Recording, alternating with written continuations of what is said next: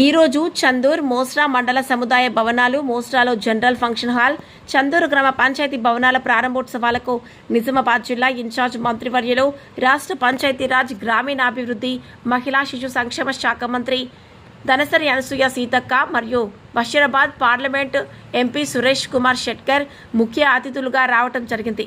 కార్యక్రమానికి నియోజకవర్గం నుంచి పెద్ద ఎత్తున కాంగ్రెస్ పార్టీ నాయకులు పాల్గొనడం జరిగింది.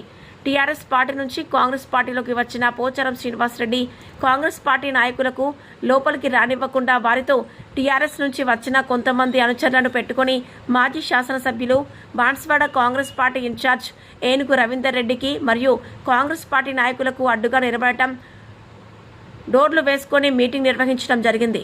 కాంగ్రెస్ పార్టీ కార్యకర్తలను చూస్తే పోచారం శ్రీనివాసరెడ్డికి ఎందుకు భయమో అర్థం కావడం లేదు అని ప్రతి కాంగ్రెస్ పార్టీ కార్యకర్తకు రవీందర్ రెడ్డి అండగా ఉంటారని హామీ ఇవ్వడం జరిగింది.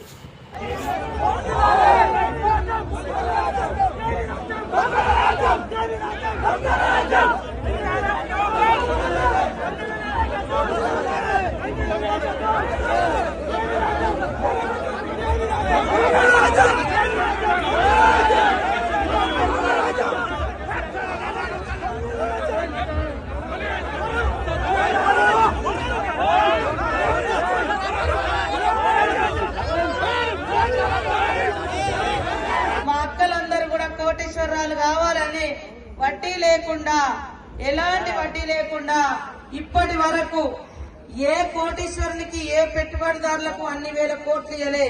26,000 కోట్ల రూపాయలు వడ్డీ లేని రుణాలు బ్యాంక్ లింకేజ్ ద్వారా మా అక్కలకు అమ్మలకు ఇప్పించడం జరిగింది.